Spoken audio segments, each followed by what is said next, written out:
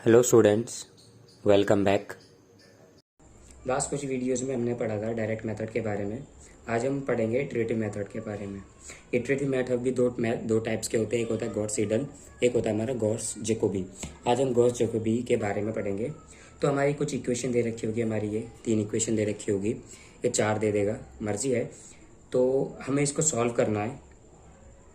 तो इसका करने का तरीका क्या होता है, हमें डायगोनल देखना होता है, यानी कि ये डायगोनल फर्स्ट इक्वेशन में हमारी जो कॉफिशिएंट हो, फर्स्ट इक्वेशन में कॉफिशिएंट ऑफ एक्स है वो ग्रेटर देन होना चाहिए बाकी के एक्स और जेड के कॉफिशिएंट के इक्वल।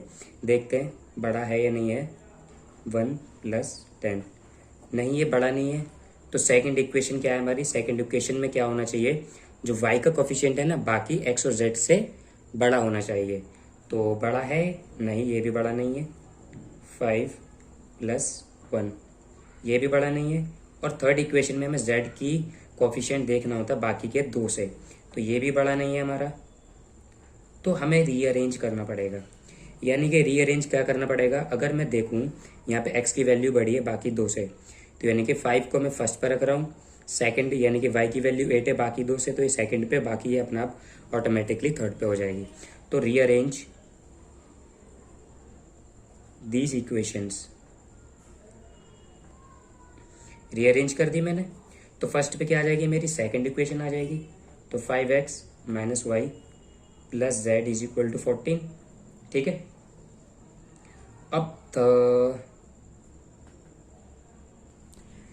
अब सेकंड पे कौन सी आएगी, सेकंड पर हमारी y की वैल्यू आ गई 2x + 8y - z = -7। थर्ड पे हमारी फर्स्ट आ जाएगी, यानी कि -4x + y + 10z = 21। अब आप चेक कर सकते हैं 5 इज ग्रेटर देन 1 + 1 2 और 8 ग्रेटर देन 2 + 1 3 एंड z यानी कि 10 ग्रेटर देन 4 + 1 5। ठीक है ना। अब हम आगे क्वेश्चन सॉल्व करना करेंगे। यहाँ से हम x की वैल्यू निकालेंगे, तो x हमारा हो जाएगा 14, ये माइनस है इधर जाके प्लस हो जाएगा, ये प्लस है तो इधर जाके माइनस हो जाएगा। तो 5x यहाँ पर होगा तो अपॉन में चला जाएगा। ठीक है। यहाँ से यहाँ पे हमारा xn है, यहाँ पे हमारा xn - 1 है। ठीक है ना, ये हमारा फॉर्मूला है। और yn = वह यहाँ से y की वैल्यू निकलेगी, तो -7 + z - 2x अपॉन में 8 n - 1 n - 1। ठीक है।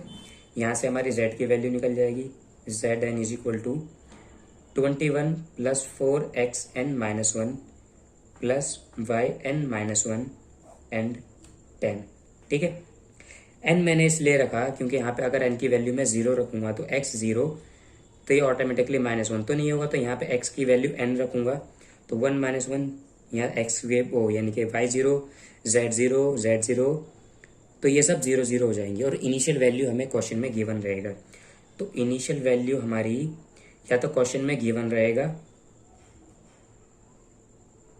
x 0 यानी कि x initial = y initial = z = 0, या तो 0 ले सकते हैं, 1 भी ले सकते हैं। क्वेश्चन में मेंशन करेगा इनिशियल वैल्यू 1 ले लो, 2 ले लो, -1 ले लो, -3 ले लो, कुछ भी ले लो, वो हमें क्वेश्चन में गिवन रखेगा। लेकिन अगर नहीं गिवन है तो हम इनिशियल वैल्यू हम 0 ले लेंगे।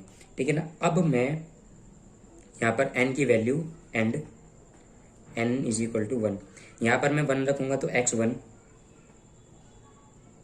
ठीक है ना, 14 प्लस yn - 1 0, तो y0 की वैल्यू क्या थी मेरी 0, प्लस ऐसे यहाँ पे 0, z0 की वैल्यू हमारी 0 थी अपॉन में 5। ठीक है। अब हमें कैलकुलेटर अलाउड होता है तो सीधा हम कैलकुलेशन करेंगे ताकि कोई प्रॉब्लम ना हो। 14 / 5 तो हमारे आया 2.8। x1 की वैल्यू हमारी 2.8 आ गई। तो ऐसी y1 = क्या होगा हमारा -7, ये तो हमारे 0 ही हो जाएंगे ना। n की वैल्यू अगर मैं 1 रखूँगा तो 1 - 1 0, यहाँ पर भी सब 0 आ जाएंगे। तो z 0 - 2 0 अपॉन में 8। ठीक है ना, ये सब 0 हो जाएगा तो -7/8 बचेगा। तो मैं डायरेक्ट आंसर कर रहा हूँ -7 / 8। तो आंसर आया मेरा माइनस 0.875।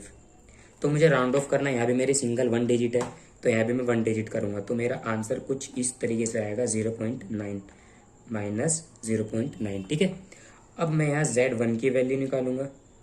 तो Z1 क्या है मेरा 21, बाकी के हमारे 0 हो जाएंगे तो अपॉन में 10, तो वैल्यू आ जाएगी हमारी 2.1।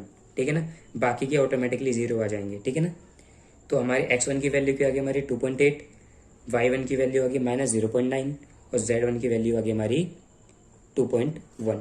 ठीक है, अब हम n की वैल्यू, यानी कि हमारी फर्स्ट इटरेशन हो गई हमारी, ये हमारी फर्स्ट इटरेशन हो गई हमारी। यहाँ सिर्फ हम 3 इटरेशन परफॉर्म करेंगे, क्वेश्चन में 5 इटरेशन भी कह सकता है या 4th इटरेशन भी कह सकता है, हमें समझाने के लिए सिर्फ 3 इटरेशन करूंगा। तो यहाँ पर आ जाएगी मेरी सेकेंड आइट्रेशन, और x1 की वैल्यू हमारी क्या आ गई, x1 की वैल्यू हमारी 2.8, y1 की वैल्यू हमारी 0.9 माइनस, और z1 की वैल्यू हमारी क्या है 2.1। ठीक है, अब n की वैल्यू 2 हो जाएगी, n इज इक्वल टू 2 हो जाएगा हमारा। ठीक है ना, यहाँ n इज इक्वल टू 1 था, अब n इज इक्वल टू 2 हो जाएगा हमारा।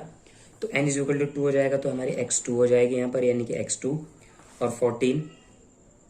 ठीक है ना, ये रहा y1, यानी कि y, यहाँ y1 की वैल्यू क्या है हमारी माइनस 1.9। तो पहले मैं ना इक्वेशन ही लिख रहा हूँ, plus y1 minus z1 upon में 5। ठीक है, यहाँ x1 की वैल्यू होगी x2 यानी कि 14, x1 की वैल्यू क्या हमारी माइनस 0.9 और z1 की वैल्यू क्या है हमारी 2.1 अपॉन में 5। अब मैं डायरेक्ट करूँगा क्योंकि कैलकुलेटर अलाउड होता है, तो 14 माइनस 0.9 माइनस 2.1 आंसर, और डिवाइडेड बाय 5, तो आंसर आ गया मेरा 2.2। x2 की वैल्यू मेरी आ गई 2.2। ठीक है, अब x2 की बाद मैं निकालूंगा y2 की वैल्यू। तो y2 की इसकी इक्वेशन क्या है, yn की इक्वेशन क्या है, yn is equal to -7 plus z1 minus 2x1 यानी कि ये, ठीक है, अपॉन में 8 इज इक्वल टू -7 z1 की वैल्यू क्या निकाली थी मैंने 2.1 प्लस 2.1 माइनस 2, x1 की वैल्यू क्या है मेरी 2.8, x1 की वैल्यू 2.8 और डिवाइडेड बाय 8। ठीक है, मैं डायरेक्ट कर रहा हूँ, -7 plus 2.1 minus 2 multiply 2.8 divided by 8, तो आंसर आ गया मेरा -1.31। तो राउंड ऑफ के लिए मैं क्या कर रहा हूँ -1.3। ठीक है ना, तो हमारी y2 की वैल्यू आ गई, और हमारी z की इक्वेशन क्या थी, यानी कि z2 इज इक्वल टू, ये थी हमारी z2 की equation 21 plus 4x1 plus y1 upon में 10। ठीक है, यह आ गया। अब 21 as it is plus 4x1, x1 की वैल्यू क्या थी यहाँ पर 2.8 प्लस y1 की वैल्यू क्या थी हमारी -0.9 और अपॉन में क्या है मेरा 10। ठीक है, इनको डायरेक्ट कर रहा हूँ मैं, 21 प्लस 4 मल्टीप्लाई 2.8 माइनस 0.9। ठीक है, और डिवाइडेड कर रहा हूँ मैं इससे 10 से इसको, तो आंसर आया मेरा, यानी कि Z2 की वैल्यू मेरी आई है 3.1। ठीक है ना, राउंड ऑफ कर दिया मैंने, या 3.3 आ रहा था तो राउंड ऑफ मैंने 3.1 कर दिया। अब x2 की वैल्यू x2 की वैल्यू आ गई है, y2 की वैल्यू होगी, Z2 की वैल्यू आ गई। अब हम फर्स्ट सेकंड इटरेशन हमारी कंप्लीट होगी, अब हमारी आती है थर्ड इटरेशन। ठीक है, थर्ड इटरेशन, और यहाँ पर n की वैल्यू क्या हो जाएगी मेरी 3, और y2 की वैल्यू तो ऊपर से हम देख ही लेंगे। तो x3 की वैल्यू दैट इज इक्वेशन हमारी 14। यहाँ पर y आ जाए, y1 था, y2 आ जाएगा, -2 आ जाएगा अपॉन में 5, ठीक है। 14 प्लस y2 की वैल्यू क्या थी हमारी -1.3 और z2 की वैल्यू हमारी 3.1 अपॉन में 5, ठीक है। 14 माइनस 1.3 प्लस 3.1 डिवाइडेड बाई 5, तो हमारी वैल्यू आई x3 की 3.1, ठीक है। 3.1 आ गई। तो अब हाँ x3 की, अब y3 की कैसे निकलेगी? y3 is equal to -7, z1 की जगह अब z2 आ जाएगा क्योंकि n की वैल्यू 3 है, तो जब मैं 3 यहाँ रखूँगा 3 - 1 2 हो जाएगा, ठीक है। तो z2 प्लस -2x2, ठीक है, अपॉन में 8 is equal to value put कर देंगे -7 z2 की वैल्यू क्या हमारी 3.1 प्लस 3.1 माइनस 2 इंटू x2 की वैल्यू क्या है मेरी? x2 की वैल्यू हमारी 2.2 और अपॉन में डिनोमिनेटर में हमारा 8, ओके। तो -7 प्लस 3.1 माइनस 2 मल्टीप्लाई 2.2, आंसर हमारा -8.3 डिवाइडेड बाई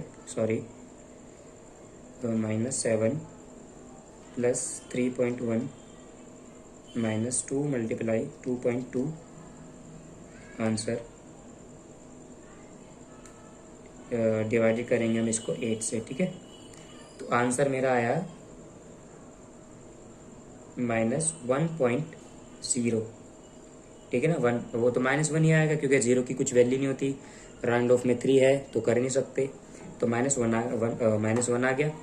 तो Z3 की वैल्यू हमारे Z3 की निकालेंगे 21 plus 4x2 plus y2 upon में 10, ठीक है। अब वैल्यू पुट करेंगे हम 21 प्लस 4x2 की हमारी वैल्यू क्या थी? x2 हमारा 2.2 था प्लस y2 था, y2 हमारी -1.3 थी, -1.3 और अपॉन में 10, ठीक है।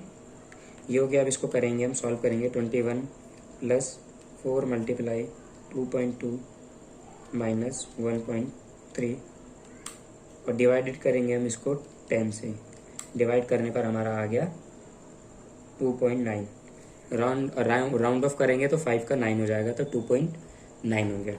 अब हमारा थर्ड इटरेशन कंप्लीट हो चुकी है। फाइनलाइज हमारा आंसर क्या आ गया? ये आ गया, यानी कि x3 is equal to 3.1, y3 is equal to -1, तो z3 इज इक्वल टू 2.1। हमारे सॉल्यूशन ये है, ठीक है। लास्ट क्वेश्चन में मैंने बताया था कि इन तीनों को पुट करने पर अगर ये सेटिस्फेक्शन हो जाता है, यानी कि आसपास आ जाता है, तो हमारा क्वेश्चन सही है। तो हमारे ये सॉल्यूशन आ चुके हैं इस इक्वेशन के। तो अगर क्वेश्चन में कहेगा कि 4th इटरेशन परफॉर्म करो या 5 इटरेशन परफॉर्म करो, तो आप ऐसे ही कंटिन्यू आगे करते रहेंगे।